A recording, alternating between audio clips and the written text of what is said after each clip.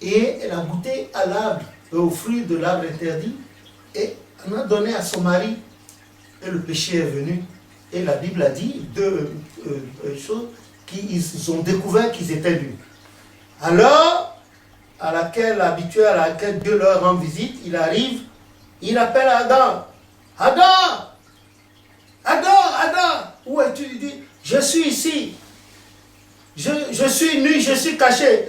Qui t'a dit que tu es caché? Ou bien que tu es nu? Ou bien tu as goûté au fruit de l'arbre dont l'autre il ouvre la bouche, il dit non, que la femme que tu as mise à côté de moi, première l'a achetée.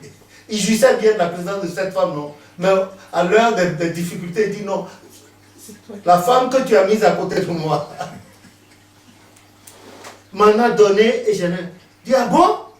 Ève, qu'as-tu fait? Il dit non, que le Satan m'a trompé et j'ai mangé. Il dit, ah bon? Et il se retourne vers le Satan, le serpent, et vous avez vu toutes les malédictions qu'il a lancées au serpent. Ensuite, il est revenu vers la femme, il a dit, bon, je vais augmenter tes douleurs pendant la grossesse, l'accouchement, tous tes désirs se porteront vers ton mari et il dominera sur toi. Et maintenant, il se retourne au finish vers l'homme.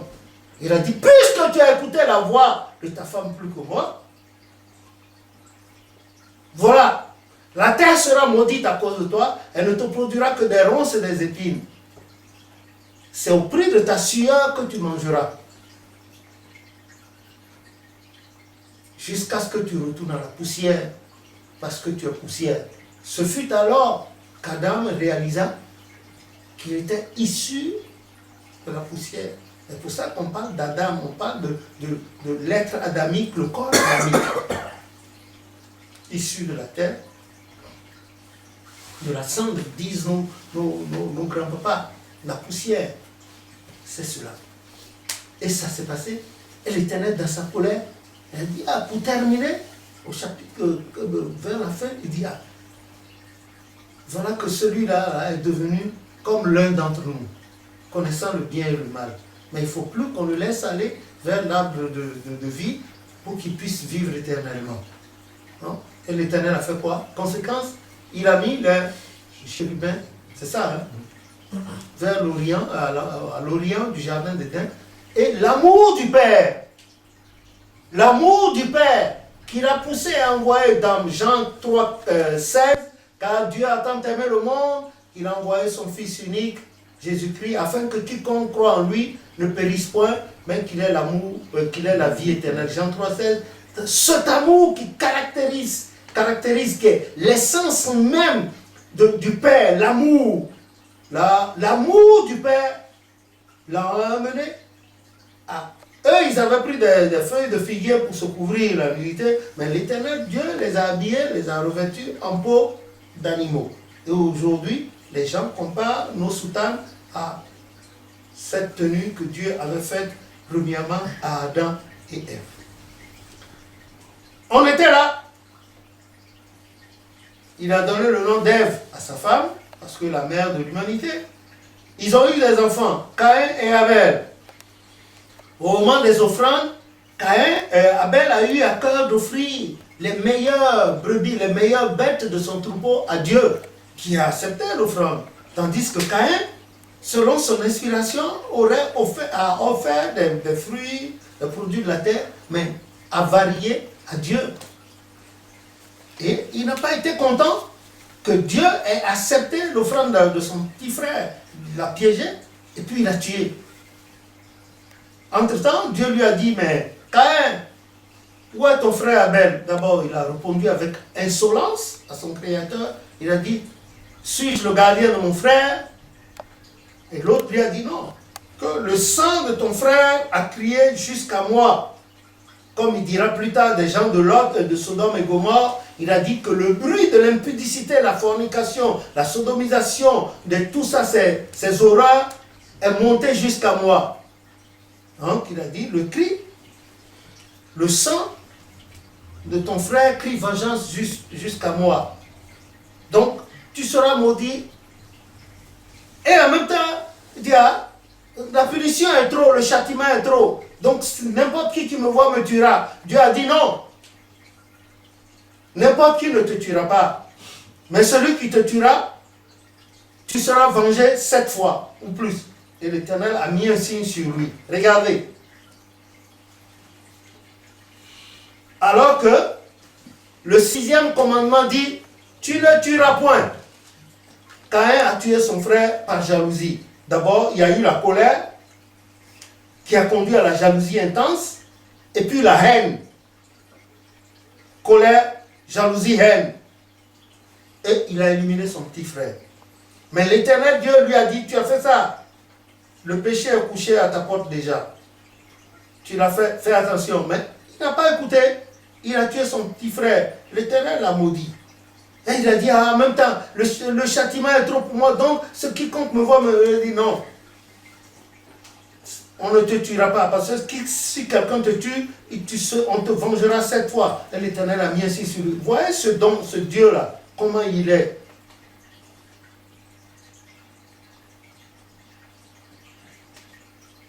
Que le nom de l'Éternel soit béni. Amen. Si on laisse ça, on laisse encore Caïn, on va au temps de Noé. On va au temps de Lot, Sodome et Gomorrhe. Je vous ai expliqué par le passé ce que ça veut dire Sodome et Gomorrhe. Regardez ce qui s'est passé là-bas. Encore. Et l'Éternel est parti, il a extirpé Lot, ses enfants, ses 2 filles, sa femme. Et en chemin, l'autre qui a du sang de Sodome et Gomorrhe est resté. Je veux dire la mer. On a vu ce qui s'est passé. Après, ça a évolué jusqu'à Abraham, etc. Au temps d'Abraham, on a vu les gens qui se sont soulevés, les rois qui ont fait, comment on appelle, une coalition contre Abraham. Et l'Éternel a délivré Abraham, qui est venu payer la dîme à Melchisedec. Et ça a continué. Et nous sommes arrivés à l'histoire de Joseph. La colère, pour avoir eu un certain rêve, il a vu les eaux, les airs, il a vu le soleil, la lune, les étoiles se prosterner pour lui. Ensuite, il a vu les gerbes de ses parents se plier devant la sienne. Même les parents ont dit, ah, comment? Tu veux dire que nous aussi on va t'adorer? Donc, le plan de Dieu se dessinait, mais à l'insu de l'intelligence de tout le monde. Pourtant, Jacob était quelqu'un que Dieu aimait beaucoup, n'est-ce pas? N'était-ce pas lui qui avait lutté toute la nuit contre l'ange de l'Éternel et son nom a été changé en Israël? N'est-ce pas ce Jacob-là qui a joué même son oncle Laban? Il a épousé 2 filles de Laban et plus tard leur bonne. Et les Saintes Écritures disent de Jacob qu'il a épousé combien? 4 sœurs. Et c'est lui qui serait à l'origine de la réalisation de la promesse que Dieu a faite à Abraham dans Genèse 15. Bon, j'ai oublié un peu le détail d'Isaac avec leur maman Rebecca et les 2 jumeaux, Jacob et son frère Ésaü. Donc j'ai sauté juste pour qu'on gagne du temps parce que le temps avance. Et ainsi, or, ce que Dieu a dit dans Genèse 15 à Abraham, c'était le commencement de tout ça. Ça a commencé, non pas par Isaac. Isaac a juste mis au monde 2 jumeaux. L'un a été béni par la ruse de leur maman Rebecca. Isaac l'a béni. Et a béni Jacob. Et il a donné la bénédiction qui était réservée à Ésaü, à Jacob. Et Ésaü s'est mis à haïr Jacob. Et sa maman lui a dit, fuis, va retrouver mon frère. Et là-bas encore, il a joué son oncle. Si vous lisez bien, vous allez voir, par la ruse. Et il est revenu. Quand il est revenu encore pour être dans les bonnes grâces de son frère, il a joué encore, il a utilisé la ruse pour entrer dans les bonnes grâces de son frère en envoyant des dons, etc., etc. Le frère l'a reçu finalement et on a vu ce qui s'est passé. Et on est venu à l'histoire de Joseph. Donc, le père était fâché contre Joseph, sa maman, ses frères étaient fâchés contre lui. Et le père l'aimait beaucoup. Les frères étant en pâturage avec les animaux, la famille, l'ont vu arriver. Et ils ont mis au point un plan. Certains ont décidé de le tuer, On dit, bon, au moment de le tuer, l'aîné lui dit, non, il ne faut pas qu'on le tue, on va mettre notre père en chose. Bon, ils l'ont jeté dans la citerne, histoire, ils disent qu'ils vont mettre son sang, tuer un animal, et puis embouber le vêtement de Joseph avec le sang, et aller montrer pour dire que c'est une bête qui l'a tué. Ils l'ont jeté dans la citerne, ça n'a pas suffi. Donc, le plan de Dieu continuait. Ils l'ont sorti du puits, de la citerne, et ils l'ont vendu aux Israélites. C'est ça, non? Ismaélites, les Arabes là.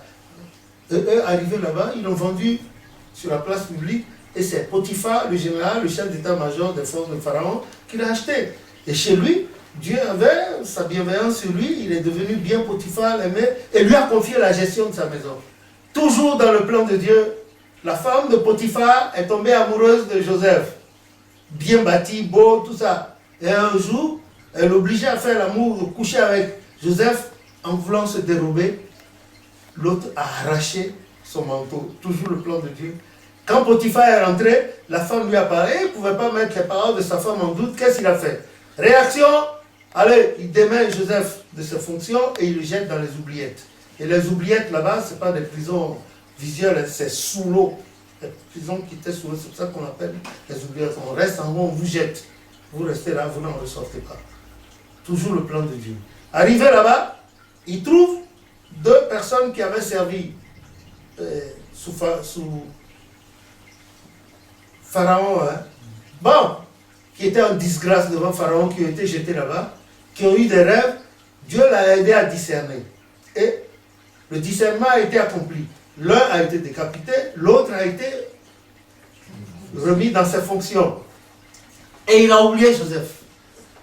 Il a fallu que l'Éternel se manifeste en songe à Pharaon par la parabole des 7 vaches grasses et la parabole des 7 vaches maigres. Et personne dans le royaume n'a pu expliquer à Pharaon ce que c'était.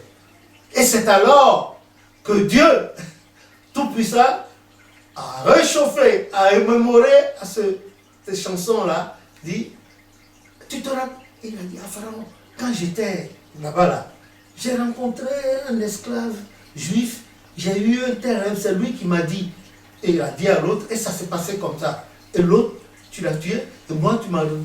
Pharaon a dit, ah bon? Amenez, il appelle Potiphar. C'est ce même Potiphar-là qui allait jeter Joseph là-bas, qui allait chercher Joseph, l'a habillé, tout ça rasé, et l'a présenté au roi. Et on a vu le discernement que Dieu a donné des rêves de Pharaon, et Joseph conseille à Pharaon de trouver quelqu'un de sage qui va préparer le royaume contre les temps de vaches maigres, c'est-à-dire la famine. Et Pharaon, Dieu mettant sa parole dans sa bouche, Pharaon a dit, mais qui d'autre que toi pourrait mieux faire? Fais, et il lui donne son anneau. Après moi, c'est toi. Et le plan de Dieu a commencé par revenir en place. Et pendant toutes ces années, Joseph a supervisé l'agriculture, la construction de greniers, de silos, de ça. Et la famine est arrivée, les vaches maigres. Jacob, ne pouvant plus, étant vieux, il a envoyé ses fils, les grands frères de Joseph, en Égypte pour chercher à manger. Arrivé là-bas, Joseph a reconnu ses frères, mais eux, ils ne l'ont pas reconnu parce qu'ils n'avaient plus idée de savoir que leurs frères pouvaient vivre. Et en lisant la Bible, pour qu'on gagne du temps, vous avez vu tout ce qui s'est passé, et Joseph a explosé, il a éclaté en sanglots, et s'est montré à ses frères, il dit, je suis Joseph, votre frère que vous avez. Et les autres ont pris peur. Il leur a dit, non, ce n'est pas vous qui m'avez envoyé ici, c'est Dieu qui m'a envoyé en avant, comme un éclaireur, une estafette pour faire la piste. En fonction de ce qui avait été dit, ce n'est pas vous. Pharaon a appris que c'était, dit, ah bon, allez me chercher votre papa et le reste. Et c'est comme ça, ce que Dieu a dit au patriarche Abraham, ta descendance sera assujetti sur une terre étrangère pour 400 ans. Jacob est finalement venu avec le reste de la famille, de sa famille. Ils sont entrés et Dieu, par Pharaon, leur a donné la vallée de Goshen, ou la vallée prospère comme la vallée d'Anongé, bien prospère, fertile comme la vallée du Nil, bien prospère. Et ils y sont restés et le peuple a cru, Les 12 là-haut, ils en ont fait, jusqu'à la mort de ce pharaon et l'arrivée d'un autre qui ne les a plus reconnus et l'exploitation a commencé et cela a duré 4 siècles. Que le nom de l'Éternel soit béni. Jusqu'à la naissance de Moïse, l'élection de Moïse, en passant par le pays de Madian et par Ben Yitro, son éducation selon la loi des Juifs et son retour en Israël et en Égypte, la rencontre avec Aaron, son frère de la prêtrise, et puis Pharaon, tous les 10 plaies, tout ce qui s'est passé jusqu'à la libération du peuple et le passage de la mer Rouge et les différentes étapes. Au lieu de 3 jours, ils ont fait 40 ans dans le désert. Et tout ce qui s'est passé, la révolte du peuple d'Israël, les eaux de Mériba, ensuite les serpents brûlants, et chaque fois c'était Moïse qui intercédait, etc., etc. Voilà ce qui s'est passé. Partout là, il y a eu la colère. Colère contre Adam et Ève. Les conséquences et l'attitude paternelle, pro-paternelle, paternophilia du Dieu Tout-Puissant. Ensuite, Lot. Création, nous devons juste apprendre à savoir comment nager dans cet océan d'amour sans se faire manger par les... C'est ce que je veux dire par rapport à ça. Parce qu'on parle de l'amour, mais définissons bien les choses. Hein. Le monsieur qui est dehors, qui dit « Ah, moi j'aime bien cette femme parce qu'elle est ronde, elle a ci. » Il y a l'érotisme. On appelle ça aussi amour, dans le sens humain des choses. Mais nous sommes l'amour du sang, parce que c'est mon sang, je l'aime. Ma famille, je l'aime. C'est aussi de l'amour. Il y a aussi la passion. La passion. Mais toutes ces formes d'amour sont limitées. Alors que l'amour de Dieu, ce n'est pas limité pour nous. Mais cet amour n'exclut pas la mort, ni la mort physique, ni la mort spirituelle pour l'humanité. Donc, à nous de savoir comment nous nageons dans cet océan d'amour. Et puis, il nous dit, il nous aide aussi à nager là-dedans. Il y a papa qui a levé la main. Bon, tout à l'heure, il a fait allusion aux personnes qui sont mortes durant les 400 ans. Et qu'est-ce que la Bible nous dit? Il faut préciser, 400 ans en Égypte, le peuple d'Israël. Voilà. Et vers la fin, on dit qu'il y avait 2 seulement qui sont restés. Caleb et Josué. Au retour sur le chemin de l'Exode. Voilà. Caleb et Josué. Pourquoi ils sont restés? Parce qu'ils sont ceux-là qui ont marché selon la volonté de Dieu. Comme le dit, comme on l'a dit l'autre fois, papa, Dieu est amour, n'exclut pas comme l'exigence de Dieu. Il est amour. Non, c'est pas parce que, autant qu'il est amour, qu'il va vouloir qu'on marche sur ses lois et ses préceptes. Si vous m'aimez, gardez mes commandements, mais si vous ne le faites pas, bon, vous pour les conséquences. Dieu dit, le péché dont nous parlons, il dit, le péché, c'est une désobéissance volontaire. On a le choix de pécher, de ne pas pécher. Nous sommes libres. Il nous a créés tous une capacité de choisir. Il nous donne libre choix de choisir. Voilà l'autre qui est là. Mais voici. Et si tu obéis à ce monsieur-là, voilà où tu atterris. Si tu m'obéis à moi, voilà où tu vas atterrir. Mais moi, j'aurais souhaité que vous m'obéissiez. Donc, on choisit. Quand on prend Caleb, parce que on dit, pendant ce temps-là, ces 2 sont restés. 2 personnes qui sont restées. Pourquoi? Parce que Dieu même a répondu que c'est parce qu'ils ont marché selon la volonté de Dieu. Donc, l'amour pour moi, c'est vouloir